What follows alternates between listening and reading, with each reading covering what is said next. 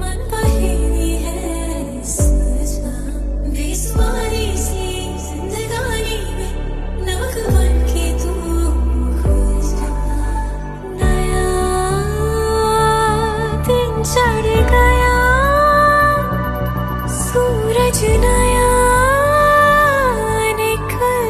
गया ज़मीन बदली नहीं